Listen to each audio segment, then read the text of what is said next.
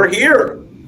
Welcome to our live stream today, simulcasting over LinkedIn, and we're so excited to welcome you to what promises to be both an educational and an entertaining discussion. I'm Dan Kaplan, a content manager at Google Cloud Security and your friendly moderator today. We're using a super convenient platform, as you can see, so you can fire comments and questions as we move along. And if we don't get to them during, we'll devote some time at the end to make sure all of your questions are answered. The format today is simple. We have two security operations powerhouses with us. One is a longtime influencer and thinker whose writings, analysis, and research have helped to shape the industry. And the other is admittedly less publicly visible, but for good reason, as he's fighting the good fight in the security operations trenches every day. As he'll tell you, he's right in the thick of it. And the stakes really have never been higher. So firstly, Anton Chuvakin is a self-described reformed analyst and member of the cloud security team at Google, a physicist by education. Anton got his start in security in the log management and PCI compliance arena, but is probably best known for his tenure at Gartner, where he rose to the analyst ranks to research VP and distinguished analyst prior to departing for Chronicle and currently at Google Cloud. Anton's been in the space for so long that he recently wrote a post on his Medium blog commemorating his personal 20-year anniversary of working with SIM. And I'm sure today we'll find out how he feels about SIM. Although I think he retweeted something last night that was slightly optimistic, so maybe we'll get an optimistic Anton today. He's also written several books, including Security Warrior, Know Your Enemy. Anton, hello, thank you. You're joining us on a ski getaway. How are the slopes doing? Doing well, and of course, I can't miss a SOC discussion for the world. So instead of skiing, I am talking to, well, everybody, because it's so exciting. Right. You raced down to make it for this, so I appreciate that. You are also looking at Jovan Scott, whose IT background spans over 2 decades, and his resume is impressive to say the least. He's currently director of global cybersecurity operations at Emergent Biosolutions, a Maryland-based biopharmaceutical company, and previously he was the cybersecurity command center manager at FedEx and the SOC and IR manager at Turner Broadcasting. He also has an extensive military background as a veteran, having performed lengthy SOC and cyber systems work in the U.S. Air Force. Jovan, pleasure. How are you today, sir? Doing great. How are you doing, Dan? I'm doing well, and I'm really so excited to have both of you here. So, all right, we're gonna talk all things SOC today. This is gonna be a wide-ranging discussion. I'm not exactly sure how it's going to go. We kind of have an outline plan for you all. But first, I wanted to kick things off by addressing an elephant in the room, which is the Russian-Ukrainian crisis. The physical conflict seems to be escalating, and there is hope for a peaceful resolution. It's certainly a sensitive topic because at the end of the day, any war is a distinctly human tragedy. But from a cybersecurity perspective, I did want to cover it a little bit, because I'm guessing the basics still apply, but there has been a lot of talk about organizations revisiting their IR plans and tabletop exercises over the past several days and weeks, with kind of in advance of this. So Jovan, I just wanted to ask you, your team, is this something you all are looking at? Yes, absolutely. So I'm glad you brought it up, because it's what point that I wanted to highlight there is that with any organization you're currently working for as a security practitioner, you want to be aware of the risk of being collateral damage.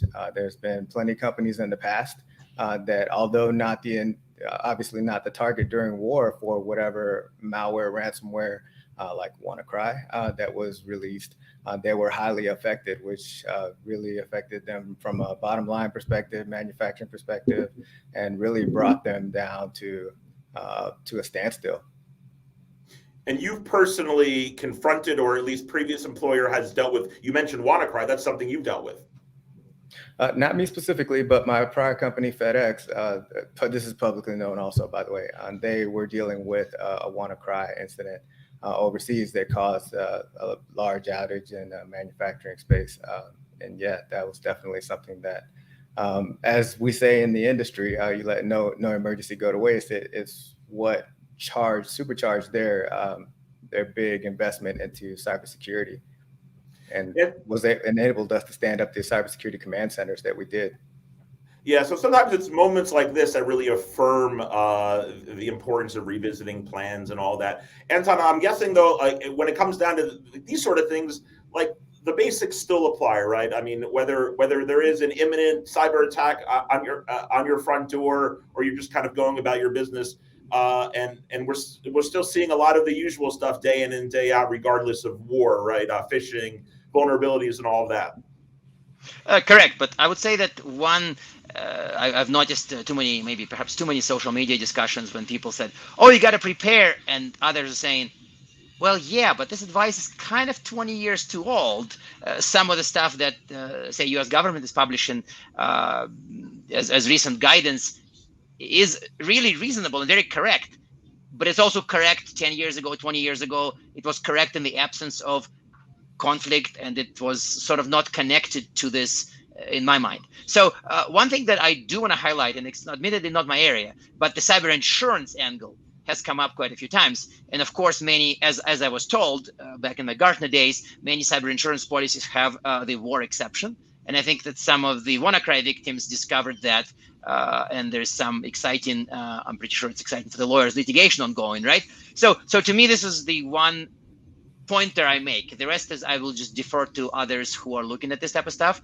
But the cyber insurance angle is interesting because you don't really know what kind of incident may be categorized as, oh, wait a second, that's because of a war. To me, that's still a mystery. Like, how are we going to resolve it? Yeah, good point. Javon, any thoughts there on the insurance front? Not on particularly on the insurance front. More so on the like to Anton's point is ransomware isn't something that's new, and it's something that's been affecting us for a long time. So the traditional playbooks that security operations centers have still apply. The delivery method is still something that you need to be very aware of. It's still phishing. That's something that you need to make sure that your user-based community is aware of, and that they have a way to report that to get it into the SOC for investigation. From an endpoint perspective, you need to give yourself a fighting chance. Make sure you have endpoint protections that could possibly prevent the proliferation of ransomware or malware. And lastly, I think this may be a point that's all too often missed because with the attack surface being so large and with this being such a common threat vector, you should also begin to have those hard conversations with your leadership team and your organization about resiliency of your service and operations. Do you have immutable backups? Do you have backups that you can restore from in the event that something comes along that we're not prepared for from a security operations perspective? Because brand new pieces of malware are released every day.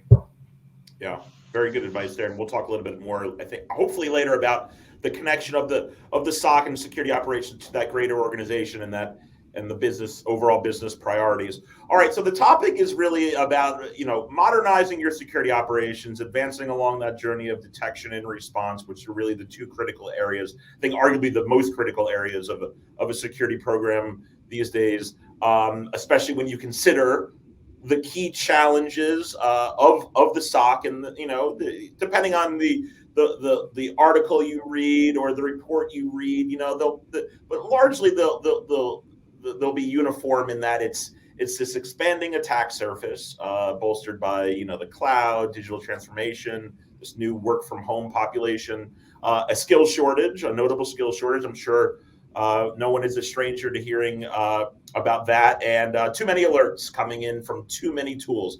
Anton, are those fair characterizations of the current day SOC challenges? To a large extent, yes. And I want to highlight one that's been my favorite lately. When people say attack surface and that kind of cluster or bucket of issues, sometimes people say, wait a second, are you more worried about changes of threats, mutating threats, new threats? And deep in my heart, I'm more worried about the changing in assets. Because in many cases, changing threats, evolving threats has been our reality for since the 80s. So nobody should be surprised about changing threats. But the fact that many companies have a technology stack from mainframes to containers and everything in between is, to me, scarier than any individual piece of malware, old or new. The fact that the assets proliferate, change, news gets piled on top of old. At Google, we are of course quite fortunate because we don't have any pre 1990s IT because we didn't exist. But if you talk to somebody more of a classic company that's been, founded maybe last century or the century before, and their IT was born in the maybe 60s, think about it. That's a technology stack to secure from the 1960s, 70s, 80s philosophies, technologies to today. That scares me more. That so the attack surface to me is not just like, hey, there's cloud, but the fact that we have everything from mainframes to containers and beyond. That's the thought of the day that keeps me up at night. Not necessarily that there's a new threat. Yeah, understood. Jovan, what are your thoughts on that in terms of these sort of legacy assets that Anton speaks of that many companies may be running? Yeah, they're definitely out there, and they're more common than one would believe. A lot of companies are trying to transition to this modernization, they call it, or transformation to the cloud. But that's just because they're trying to get away from the legacy systems that they have. And you got to realize too, a lot of the companies that are out there, they have manufacturing or production in some kind of way, and the systems that run those pieces of equipment, those SCADA, the OT systems, they're generally not as up to date as you would like them to be. Yeah, and it's not much that we have old systems. Actually, Javan's point about modernization doesn't mean that old goes away. For now, it means old gets enhanced with new, and you have old and new. So at some later happy point in the future, we have new. But if you modernize today, you have old and new. So you have a tech surface that's kind of, in that sense, double, well, both old and new. Yeah, yeah, no, understood. Jovan, within your organization, talk to me a little bit about what today's SOC looks like and some of the challenges that you confront. I know you mentioned it's an entirely remote situation, right? I don't know if that was pandemic induced or not, but kind of how have things evolved since the word COVID came on the landscape, and everyone's been dealing with that in different ways. It's been very interesting. I can tell you, I think it's very interesting in a way that COVID and the work from home situation has caused a lot of companies to look at work from home very differently and see some of the benefits and values that comes along with that for an analyst team. One thing that I've come to understand is that with companies now allowing more of a work from home approach in their hiring practices, it opens up their candidate pool. So now that you can bring in more talent from and open up that scope and that range of who you're looking to bring into your SOC. And also it brings up the cost reduction of not having to relocate an analyst to your SOC or your location where your SOC is. No, that's a great point. I mean, we again this long lamented skills shortage, but that sort of having not being constrained geographically, I'm sure can help matters. And Jovan, you're seeing that firsthand. You're getting in. You're bringing in some maybe better talent than you thought you could. Yeah, absolutely. When you open up that aperture and you can pull nationally to bring in talent, now that not only can you bring in more talent, but the competition increases. And you get to interview better candidates that have a wider range of talent instead of those that are possibly just in your local area or region. Yeah, and talk to me a little bit about how your the hierarchy of how your SOC works from a structural standpoint, a tiered approach versus maybe a skills based approach. We're kind of seeing those two distinct camps really starting to emerge. Yeah, that's a great topic, a great point. We've actually seen that conversation has been happening ever since I actually stepped out of the military side into the private sector back in 2017-ish. They were talking about getting rid of the tiered approach and then looking at it more from a skills perspective. There's pros and cons with either. I wouldn't say I'm leaning more towards one than the other, but with a tiered approach. You kind of get the benefit of being able to grow an analyst from tier 1 all the way to tier 3 from a capability perspective and a maturity perspective. But then with the skill approach and not having tiers, you could find yourself in a situation where somebody's just really good at something, so they always get that type of case. And then they kind of get pigeonholed into always either doing phishing investigations or something that they're just very good at. So it's kind of hard to make sure that your talents or that your analysts are well rounded as they should be, and they continue to grow and experience and knowledge. Anton, I see you nodding and slightly smirking. Not smirking. No, I was just noticing that it's just like we were talking about the old and new IT. To me, it's interesting that Javan's point about the traditional like a funnel, like level one, level two, level three, kind of rigid boundaries model, and the kind of more skill based, more like I'm an endpoint guy, you're the network person. We deal with stuff. So it's interesting how you may be actually kind of balancing this. It's not like and or, but it's a slider. So you may have uh, people with specific focus areas, and maybe they're kind of all level twos, but they do different missions and they do different jobs, right? So it's kind of almost like a hybrid of the two, right? Eh, Yeah, and from a leadership perspective, if you're running a security operations center and you have like a tierless approach, it just Mm-hmm. also means, and then now coupled on top of that, you have the work from home situation where you have this tierless approach. You work from home. Now your SOC manager needs to have kind of a more intense focus on the analysts and the day to day work, or he's going to have to lean a lot heavier on input from his lead analyst team on how the team is doing. Is everybody making sure that they're sharing the balance of the load equally, et cetera? Anton, from the perspective, I mean, we talk a little bit Simplify, which is now part of Google Cloud, about this notion of anywhere security operations and the sort of decentralization. What has stuck out at you really from a trend standpoint over the last say year or two related to security operations and maybe the way that teams are working? So one thing that I want to start from a somewhat high level point, I think that in the last 2 3 years, I've seen a few more pointers from different people who say SOC is dead. But when you look into their narrative, I mean, they're not stupid. They're actually quite smart. What they're saying is SOC as a physical room full of big monitors, big chairs, and people may be under risk. I don't want to say dead, but I would say that when they say SOC is dead and they mean the physical room is dead, I don't know. I'm okay with that. Yeah, maybe they're right. And it is definitely the case at many companies when there's no physical one room SOC. But to me, SOC is a team. SOC is not the room. And if you think SOC is the room, SOC is the physical facility, then you have bigger problems elsewhere. So in that sense, in recent years, I've seen a lot more people put a lot more energy into the virtual, distributed SOC with work from home, SOC from multiple teams, federated SOC. And to me, this is all SOC. SOC isn't high paid chairs and expensive monitors. SOC is people. And if people are in different locations, whether it's 3 locations or 50 locations, because they have a team of 50 in 50 places, that's still a SOC. And the SOC kind of must go on. SOC is not dead. But a physical one room SOC may be less popular than, say, 10 years ago. And Jovan, I asked you before the call started because this is a profession, right, that has largely been defined. It has a very unique workspace that has been associated with it, right? And that now that's sort of up and went away. But as you're learning, security operations can be done and can be done quite effectively outside of that dark room with the shades drawn. Yeah, absolutely.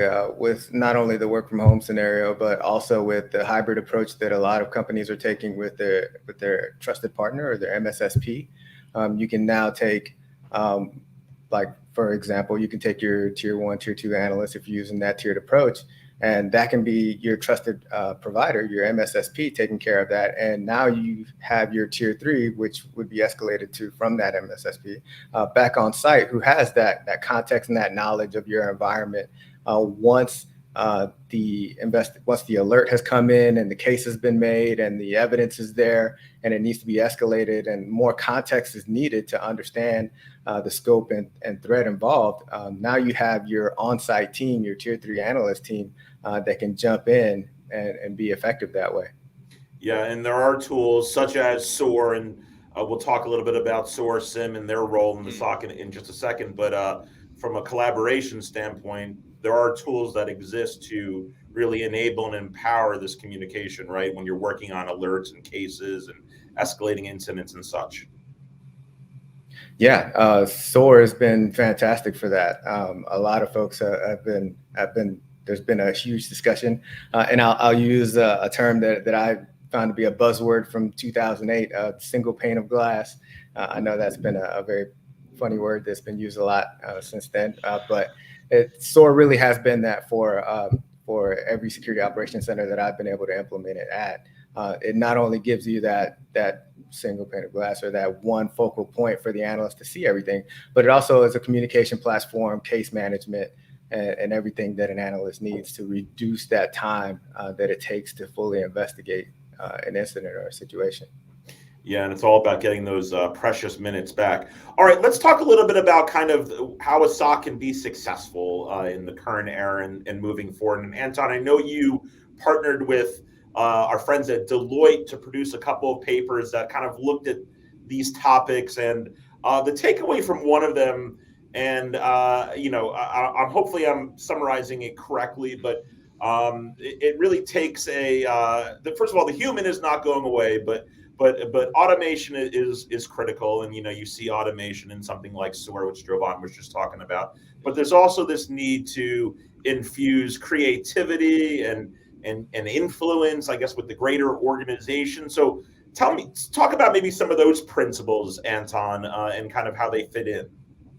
So, just a very brief intro to the whole series of papers. So, we have a plan to write 4 papers. The first paper was kind of the outline of SOC challenges. And the reason I'm going there is that we went through general paper with problems, people paper, process paper, and we are writing the technology paper now.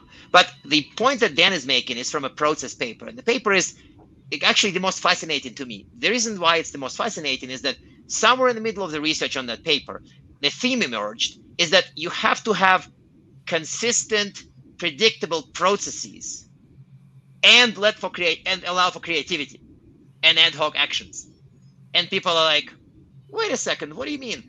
If I'm gonna flow chart everything, playbook everything, automate everything, stick everything in a SOAR, I'm gonna be a big winner on the consistent process side, and I'm gonna completely lose on the creativity side. If I go hire the best of the best of the best, point them in a vague direction of a threat and say, hey, go there, figure it out. We're going to have creativity explosion, but no process. How do you make the magic of consistent, predictable, measurable, effective processes and creativity? So to me, this was the main head scratcher, and that's the main kind of a meta question we try to answer. Because to me, the good SOC today, and I don't mean physical SOC, as I pointed out, like SOC as a team, has to have a handle on both. You have to have repeatable process. Stuff has to work. You have to measure it, and you have to let people do creative things because sometimes the attacker is just better. I keep saying it to some teams who focus too much on rigid process. They hire the best consultants, they build the processes, they implement them, and they're good. And then I remind them, what about the attacker who is just better? Yeah. Well, for this, you need to be creative, not just follow process to the T. And that's the magic.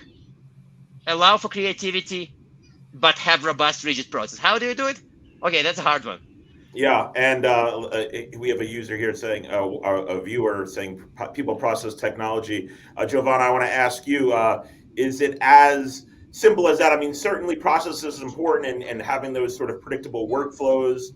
But to Anton's point, especially in an environment where we're seeing a lot of burnout and we're seeing kind of a mundane nature of things that can occur, keeping folks engaged, creative is probably important to you as a leader.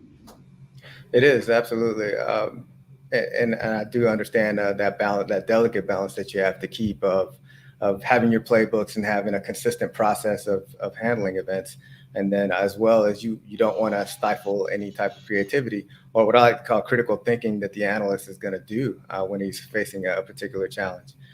So what one small step that you can do in SOAR that we found helpful is just to have those breaks in your playbook that allow for analyst input. Don't be so scripted that you just run right through all the way to the end of the event and then close it. Actually give the situation or your process time input spaces for an analyst to come in and apply that critical thinking to get the value out of that. Yeah, and let me throw this question we just got up from Gary H. For both of you, but and Anton, I and we'll talk kind of more specifically about kind of how you see SOAR evolving, and I of course want to get to SIM. But where's the line drawn between automating within a SOAR and doing it manually? Is it based on a number of repetitions of a process, or is the benefit in having it dealt with without human intervention in a measurable way? Jovan, are you drawing that line? Is there a balance? SOAR is obviously not doing everything for you, right? No, not everything. Like I said earlier, I like to keep it to where there's steps in the process that have to be followed, and you make sure that those are documented and they're in your playbook. But where there can be and should be analyst feedback, that's where you want to have those breaks, kind of like a choose your own adventure book. There's parts of the book where you read through the book and then you get to a point where somebody needs to make a decision before you decide where to go next. There's been great strides in SOAR to make playbooks more modular now, where an analyst can go in and say, okay, I'm at this point. Here's what I think should happen next. Go to this playbook as opposed to this playbook based on a decision that he's making and applying that critical thinking. So I think that's one way that you can definitely get the value out of that. Yeah, and you're starting to see folks emerge with titles like SOAR engineer. So clearly there is kind of that cognitive approach to the work they're doing when they're working with this technology. Anton, any thoughts on this question? Yeah, that's been kind of a big part of my research at my late year at Gartner, and it's interesting that we discovered that the kind of like the approach for starting, which I now kind of call a naive approach, but it's also correct, is to really do look at the number of repetitions or the time used / wasted by a SOC. That's why efficient playbooks are such a popular starter playbook. But so it's easy to answer the question from Gary by saying, what is the starting point? Starting point, yes, you do look at time spent, you look at repetitions, you look at kind of manual activities that can be automated. But the magic happens when you move to later stages. The magic isn't just efficiency +5 or efficiency +10 or even efficiency plus whatever. To me, the magic is that there would be tasks where machines can do them, but humans cannot. And there are other things that are automated because you gain new capabilities from automation. You don't just improve efficiency. Looking for those is not what I would do in my first 90 days, or maybe not in the first 180 days. But the point is they're making, given their limited time, is that SOAR is not only about repetitive, mundane, and boring. SOAR is about that in the beginning, but it is not about that as an end game. All right, very good. Let's continue on this modernization journey of ours and talk a little bit. I'm quoting from a Gartner paper, a SecOps document, the primer for the upcoming year that was put out recently, and I think they were looking a little bit to the future. I want to read this quote and get your thoughts on it, guys. A longer term, a re-engineering of SecOps responsibilities will be required to keep up with the speed of change. It will need to embrace a more development-driven and agile approach, one in which responsibility for security is taken by everyday business functions, and the core purpose of SecOps becomes advisory to each of them. And I think, and correct me if I'm wrong, and I'm losing the light in this room, this really speaks to engineering teams embracing this automated and agile approach as we're seeing cloud native applications become the norm. So I guess it would make sense that the tools and platforms that SecOps teams use, like SIM and SOAR, are also constructed kind of with this cloud native functionality in mind. That's at least kind of my reading of it, but I'm interested in what you all think about that statement from Gartner. Anton, I'm not sure if you're familiar with Gartner, but I'll go to you. Yeah, you know what? I'm kind of jumping from excitement here because I wanted to bet that the analyst who wrote this did read our autonomic security operations paper, or maybe maybe I kept some telepathic connection with my former peers, because largely what they're saying to me sounds like what we say in our ASO, autonomic security operations paper, where we do say that the transformation has to be driven by this type of a development theme, the development inspired or site reliability engineering SRE inspired approaches that we highlight in our ASO work. The point is that this is not about like improving efficiency. This is not about just getting more with less.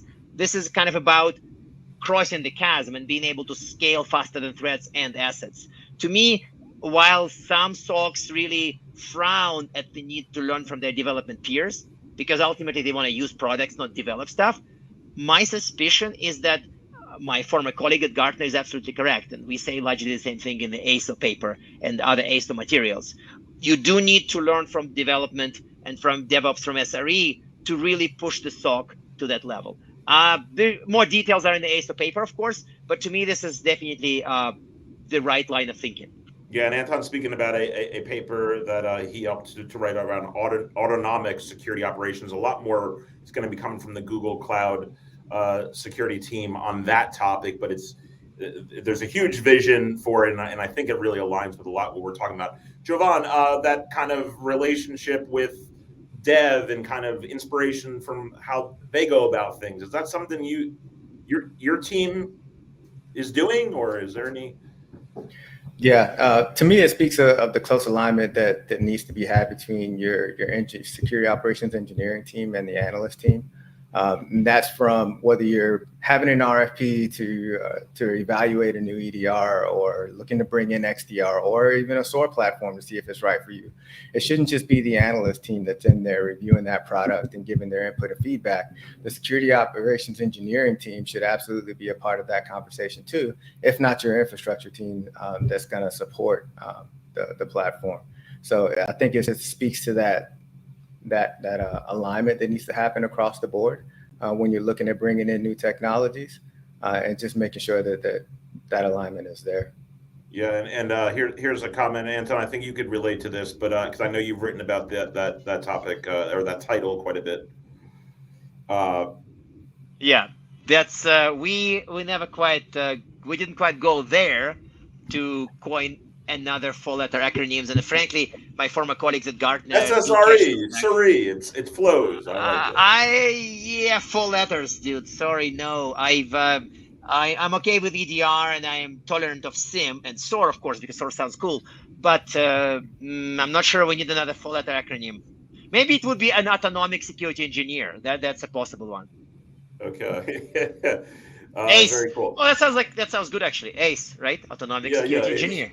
I like that. Okay, we'll work on that. All right. So we're talking a lot today. It seems about how the SOC team really is kind of out of its silo, right? And I want to ask a little bit more about the culture of the SOC. Simplify put on its SOC stock event a couple of times, and then the most recent edition we had the CISO of Drizzly join us, and he was talking about how the SOC team should become a creating a culture of yes in the SOC. So instead of being very risk averse, I think, and that way you can help to empower business units, and it also leads to, probably as a result of that, maybe some more security because there's that mutual respect. So Jovan, I wanted to ask you just about that, kind of the reach outs and how the SOC team is getting involved with the greater organization. Do you see that those C's changing at all? I do. Very recently, we've been having a lot of organizational meetings where I've had my analyst team come out and speak on a topic as relevant and we try and make it simple as possible, but as phishing, where and we actually had a red teamer, and we had one of my lead SOC analysts talk about from a red team perspective, here's what I look to send in an email that targets you. And then from a blue team perspective, here's what I look for when I'm analyzing an email, and here's what can be helpful for you as the user who might be getting a phishing email. That created a great amount of awareness, and I think goes a long way to improving that relationship from security operations and the regular user base. But to your point about the creating a culture of yes as opposed to no, we found that helpful as well, to say, instead of just saying no, you can say no, but instead it's a yes, but here's what I need you to do to make sure that happens securely. And you'll find that a lot more people will come to you with solutions that need to be reviewed for security, as opposed to the opposite. I've seen that in companies too, where you say no so long that people stop coming to you as a security organization. Yeah. Monthly security meetings with teams. Yeah, let's go. You know where else it works about monthly meetings? If you have a managed detection response or an MSSP partner. Because just as a reminder, if you do have some partial outsourcing or as I sometimes say, joint operations, this is where it's even more critical because ultimately you do want to know what other security teams are doing, but you also have to have a very close connection to your quote unquote outsourcing partner if you do that for SOC. So to me, this is frankly even more critical, and even monthly might not even cut it. May need Yeah. to be more often. And that tees up a topic I want to get to right after this one. I want to talk about the MSSP and kind of how those relationships can be leveraged successfully. Because I see we're coming up to about 10 minutes left here of our broadcast. So any questions you want to get, please get them in. But I want to ask about we talked about SOAR. I've been mentioning SIM a couple of times, and I know that here at Simplify Now, part of Google Cloud Security, we're talking a lot about that detection meets response, that relationship, that integration. Anton, I want to talk to you. SIM and SOAR and kind of presented as a unified entity, if you will. That's something that hasn't really been out there, right? How do you Uh, see kind of that relationship developing? it sort of has though, not formally, but Right. back in my again during my last Gartner year, which was half of 2019, we started framing SIM as inclusive of some orchestration, some automation, some remediation features. And of course, early SIM products experimented with trying to act and universally failed at that because they didn't have SOAR, they didn't have playbooks, they didn't have the thinking about matching SIM automation to operational realities. But I feel like the early signs that much of SOAR tech has to appear either inside the SIM or very close to a SIM started emerging maybe around 2018-19 because people really wanted to know what's downstream from SIM. And what's downstream from SIM is dealing with alerts, acting on alerts, enriching alerts, adding more context, automating some things, closing alerts when needed, and it's done by a SOAR. So at this point, if you look at the SIM Magic Quadrant, you see a lot of SIMs where either the vendor owns the SOAR or the product includes SOAR features. So obviously, I don't want to explain the work of my former colleagues, but you can get a very nicely integrated SOAR Lite, or you would have less integrated full-featured SOAR. This, as of today, before we started doing this magic with Chronicle and Simplify, these are the choices. And to me, the question of SOAR dies separate space. I think that's too early to call, and I don't want to call any technology dead. I'd rather leave this to my former colleagues. But these would be working closer and closer together, if not becoming one. That's my take. Jovan, any comments on the relationship between SIM and SOAR? Obviously, SIM has had some complexity issues over time, but still is a cornerstone technology within the SOC. Obviously, SOAR complements it quite well. What are your kind of take on where those technologies are at now? Yeah, I think everybody knows pretty well some those technical integrations and those benefits and playbooks when it comes to SOAR and SIM and having those together. But I think a piece that a lot of people miss out on when it comes to SIM is how, having been an analyst in the past, how atrocious in a SIM case management can be, and how SOAR provides a place where you can bring in evidence and have this case management system to be able to prove out what you're seeing. That's fantastic, and I think that's a point that shouldn't be taken lightly when it comes to the benefit of SOAR being married up with SIM these days. Great. No, I appreciate that.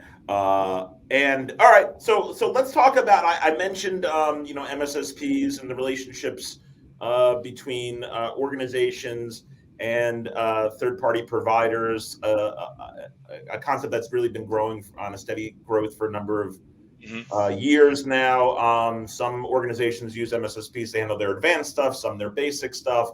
How do you, from a SOC perspective, Anton, the MSSP relationship with the end user organization? How have those kind of been evolving, and how can you get the most success out of those, maybe on both sides of the equation?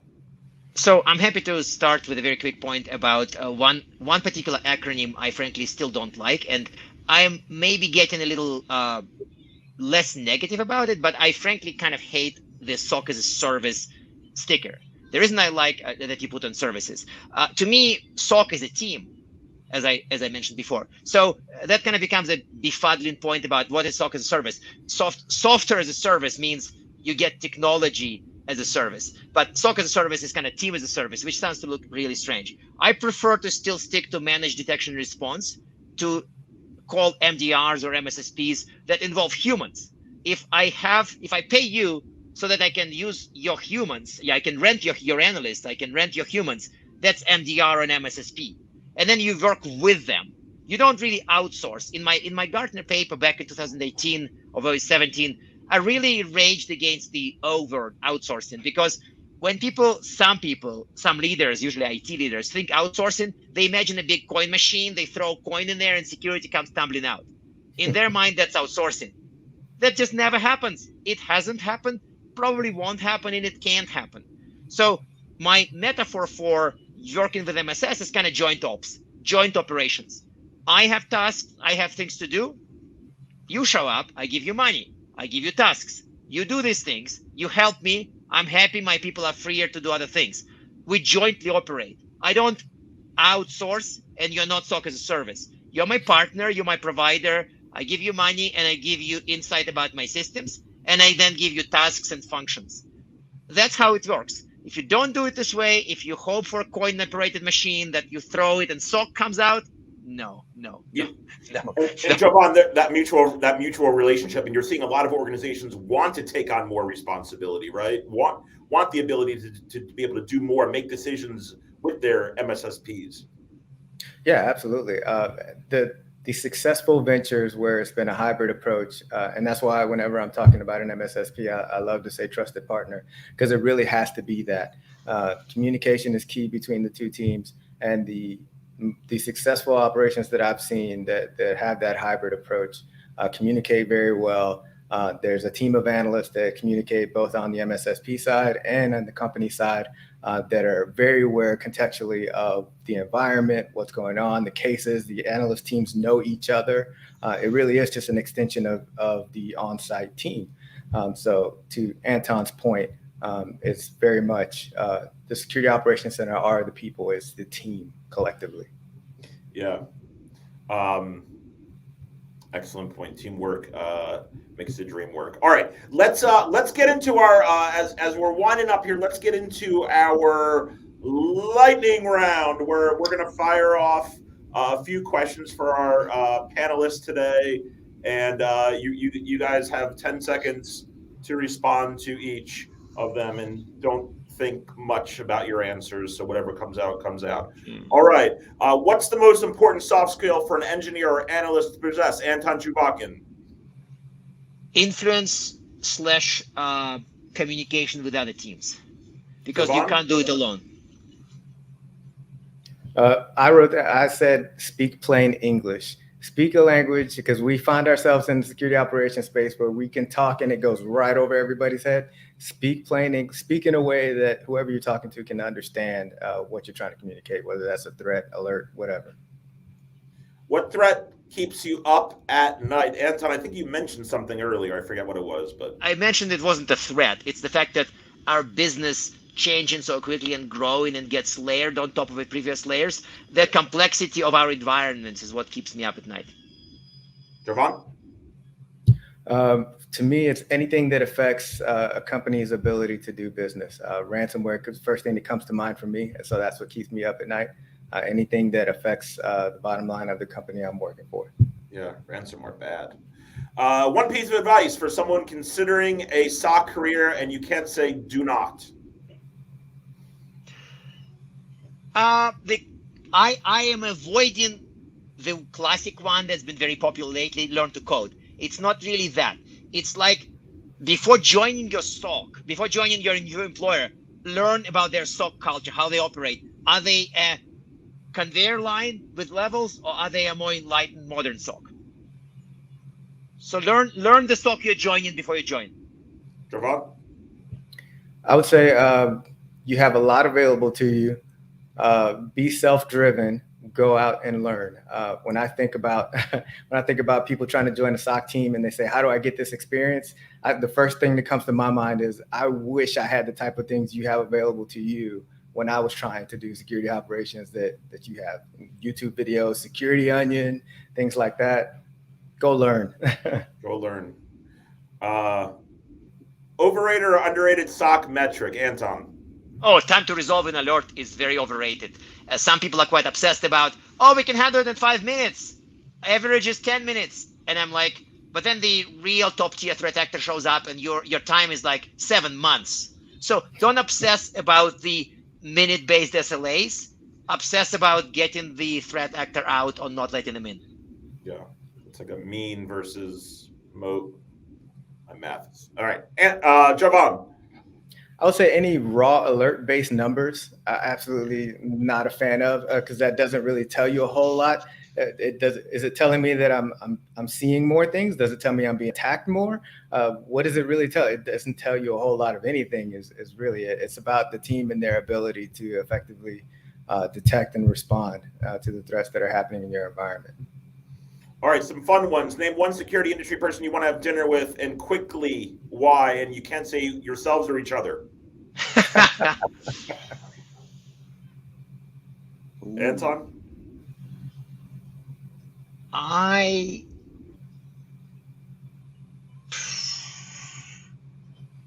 sorry, drawing a blank here in 10 seconds. Yeah.